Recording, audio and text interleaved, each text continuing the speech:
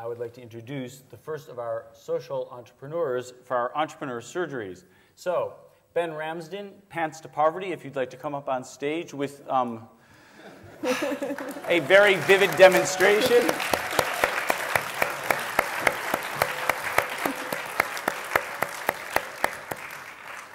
Not only does Ben come with his, do you need the ticker or are you just talking? Yes, please, yeah. In that case, it's all yours, the green one that's important. Yes, we even come with our own Pants to Poverty model. What can I say? Just to explain a little bit about our wonderful pants, demonstrating for you. Thanks, guys.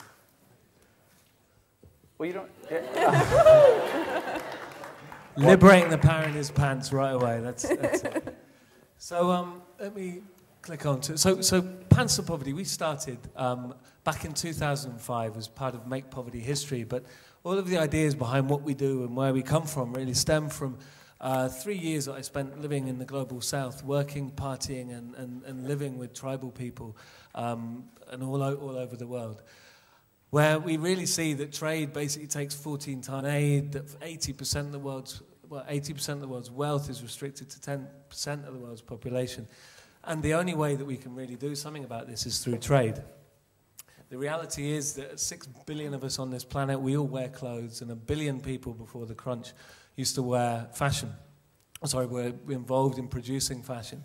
So this picture for me is something that really signified everything for us. The power of branding, the power of something that a brand can give someone identity, can give them meaning, and through producing a product properly and demonstrating a brand in the right way, we can reach out and engage through a movement of consumer activists to create change, to buy the product and to reach out and engage with potential solutions.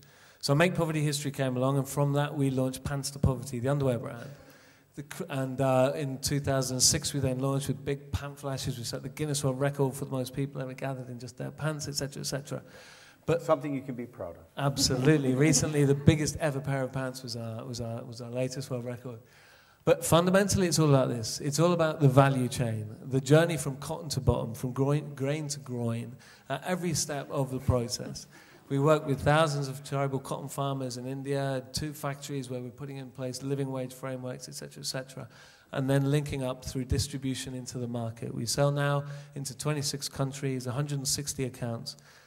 All from our offices in the UK. We've got 6 agents, we've got 2 distributors now in place. And the volumes are really starting to ramp up. The key thing, though, is about how we can distribute value through the chain and segment it through agriculture, textile manufacture, garment making, and retail. We've set up a charity to be able to help build that. And Pants to Poverty is there to pioneer and prove how fashion can change the world. Everything about what we do is about then scaling that. Once we can build and develop one value chain community, it can then roll out into others. It gets very complicated, but that's why we set up a charity to focus that work within those areas. So we work with the farmers in India. All of the campaigns, the marketing, communications, etc. that we do, we are able to create positive social change through that. So for example, last year we launched a campaign getting people across 16 countries to send their worst pair of pants into Bayer Crop Sciences with our campaign Demands Attached, within calling for them basically to pull a pesticide off the market that was killing hundreds of farmers every year. Within 1 week of launching the campaign, they pulled it off the market. This is something that conventional campaigning, conventional marketing hadn't been able to achieve for about 20 years. We're now launching a campaign which was launched in the Observer magazine on Sunday about fair trade, trade justice, and all of these issues that we're established to set up. The key issue for us, though, is access to finance, which everybody, like you mentioned, has a similar problem for that. Banks are lending at a rate that we can't afford, given the margins that we have to take because of the fair trade side of what we do, and then balancing that in terms of the market. So we've launched 2 initiatives. One is a bond, a pants bond.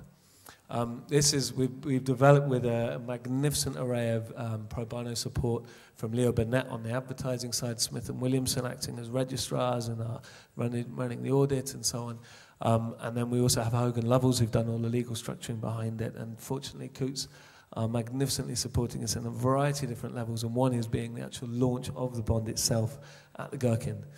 The bond is £2,500 as a loan note, structured with an 8.6% APR, payable in underwear, and a donation to the charity. So you might not get any financial return on investment, but you'll certainly get a positive social and environmental impact and join this magnificent club of people supporting us. And you'll be wearing a great pair of pants, presumably. Absolutely. If you had one question, is it where do we get money from? Because you in many ways said our biggest challenge is access to finance. At the same time, you've invented a new financial instrument that is unconventional on every level, which in theory would be the solution to the problem. Or are you looking for proper capital of some form in addition? Well, at the moment, in order to grow next year, so year on year, we've doubled up every year. And that is obviously very expensive if we're actually going to start to pay people properly, build a proper business, structure things properly. So in order to grow next year, we need minimum 150,000 more than what we have now in terms of growth. The PANS bond will deliver $250,000. So that gives us what we need for now, and it gives us some headroom in case anything goes wrong, etc., etc. We can't have a run on the PANS bond, so it's a secure thing. So for now, the PANS bond is fine. But that is a disguised form of charity, is it not? That's not a criticism, but it's merely a comment, because one of the things that interests me about social enterprise and the business models that surround them is, are they sustainable? How do we invent models that are sustainable? And it's not clear to me, in fairness, that the PANS bond is anything but a very elaborate and, in some ways, entertaining way for you to extract 2,500 quid a pop out of individuals. We do that, but one thing about the difference, the key difference, I'd say, with this is the money that it's a loan to the business. It doesn't disappear. So you're going to get your money back. And the impact. So it is a real bond in that. Oh, it is a real bond. Just an interest-free bond. Well, we have to pay interest that costs us. So the PANS cost us, tax at source costs us. So there is a cost to the bond, but it's not as much as the original one. The key difference between this and charity is that you'll get your money back, and that you can then use that money to go and invest in potentially other bonds. And we're looking at how we can scale this bonds beyond us to other social enterprises. So if there are other social enterprises out there interested in accessing a bond to free them up from the shackles of in access to finance, then this is an opportunity for them.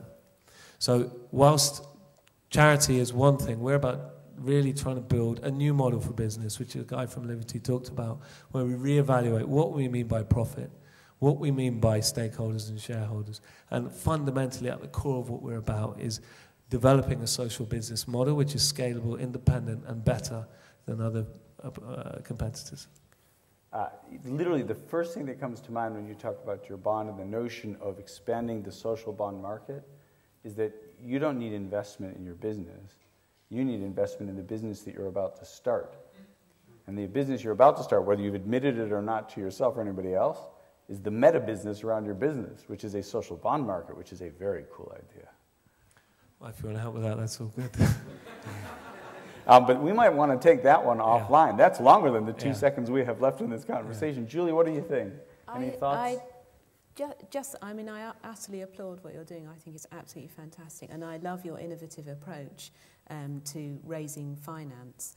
But I would really challenge your theory that there's nothing in your financial modelling that can be changed to make it completely commercially viable for usual fundraising, because I bet there is. And if it's not there now, it'll come with scale. So somewhere amongst all of your cost base, etc., there is something that will allow you to move into traditional financing zones in the future, I think. I hope so. Yeah, absolutely. I mean, we've definitely started as a social movement. We're becoming a social business. Well, we are a social business. We are now a fashion brand. We're about to enter into places like Selfridges, blah, blah, blah, blah, blah, and all across Europe as well with this whole thing. So the kind of evolution, which is a key word for us, evolution is always there, and getting control of our costs, getting control of our efficiencies, becoming properly efficient and so on is what it's all about. And this next period for us is all about growth and managing growth more sustainably, putting systems in place, getting the financial structure moving, and at the same time engaging ultimately, what we also get from this bond is a great relationship with high net worth individuals who start to engage more openly, more actively in social enterprise. And hopefully from that pool of people, we could then take other things further. Because similar to one, our parent is Pi. And there is massive scalability around that. It seems to me, though, there is an interesting question here, and that is, there's another alternative potential source of capital, for lack of a better, and it doesn't have a single name because it parades under a variety of different names and places, but for the technical term would be subrogated capital. That is to say, an investor that chooses to take money, invest it into a social enterprise, and make less than the amount of return they would normally make for that type of investment, right? So instead of expecting X%, they expect X minus Y. Thus, the capital is cheaper to you. But in order to do that, you would have to become a more commercial operation in the first instance to be able to provide any expectation of return, no matter how small the return and how patient the investor. But there are investors, however rare, I mean, some of them are sitting in this room tonight, and there's more in the UK than in most places, that are prepared. But what they tend to look at is they're going to ask you about the journey you're on and have you got there yet almost. In other words, are you prepared to take that capital and invest it in the business, full stop, in operational efficiency, in back-end operations, in supply chain management, in distribution efficiencies, so that you are essentially ruthless in pursuit of your social good. Because I'm very aware of the fact that you've got multiple frameworks running between the top of that P&L statement and the bottom. And thus you're trying to use funds across it to offer a better way of doing business, if you like. And I'm just wondering whether or not there's places, I mean, it's almost like you're going to have two lists. That list where we are the most ruthless people in the universe, and that list where we are so not the most ruthless people in the universe, and somehow handle the schizophrenic nature of your lifestyle. One of the things that's really pulled our business more and more into the whole commercial piece to make it very, very commercially viable is asking people if they want to be non-execs on our board, and asking people to be trustees of the charitable part of our business, but people who are absolutely from the world of commerce, who are utter experts in selling clothing brands into, you know, the big department stores in the UK, etc. And people who are absolute commercial experts and know everything there is to know about costs and margins, etc. People like that have really helped our business. I think that's a great point, that we need to put in place that kind of governance structure beyond what we have. I mean, previous my job at Amnesty was, that's where I used to work before, there was a lot of board stuff, conflict stuff, so I've always been terrified of that. But I think now we're at the time that we need to... Never been a problem in our business. It's just been utterly helpful. Yeah, absolutely.